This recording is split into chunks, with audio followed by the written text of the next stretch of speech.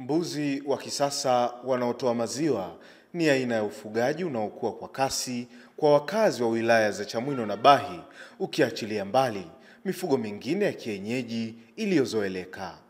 Kwa kweli ndoto ya kufuga nilikuwa nayo. Nilikuwa natamani kuwafuga mbuzi sana, lakini nilikuwa bado sina namna ya kuwapata wale mbuzi niwafuge. Nilianza na mradi wa mbuzi mmoja jike. Kwenye hao mbuzi mmoja nimebahatika kuzalisha mbuzi 9.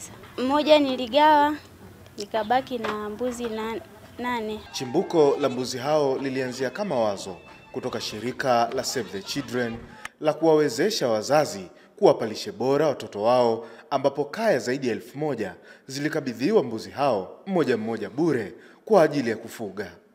Target beneficiaries wetu sisi ni wanawake walio katika umri wa kuzaa, ambao aidha ana ujauzito au ananyonyesha au analea mtoto chini ya miaka 5.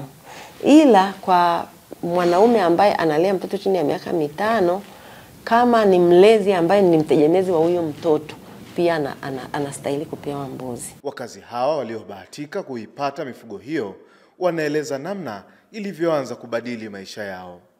Sababu nilipoanza kumfuga huyu mbuzi mara ya kwanza kabla ya kuzaa, tulikuwa tunauza mbolea kwa ajili ya kulimia bustani za jiko. Yaani maanisha zile bustani ndogo ndogo za nyumbani zile.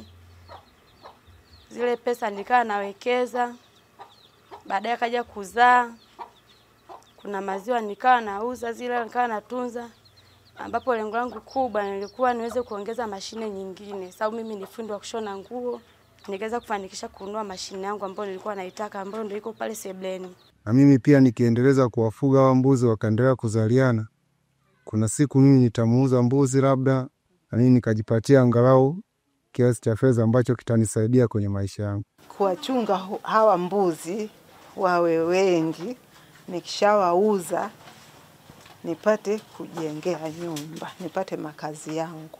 Mradi huo ulioanza rasmi mwaka 2023 umeweka utaratibu kwa kila mnufaika aliyepata mbuzi akafanikiwa kuzalisha mbuzi wengine, basi atagawa zao moja kwa wahitaji wengine, ili dhamira ya shirika la Save the Children iendelee kuwafikia watu wengi kadri iwezekanavyo.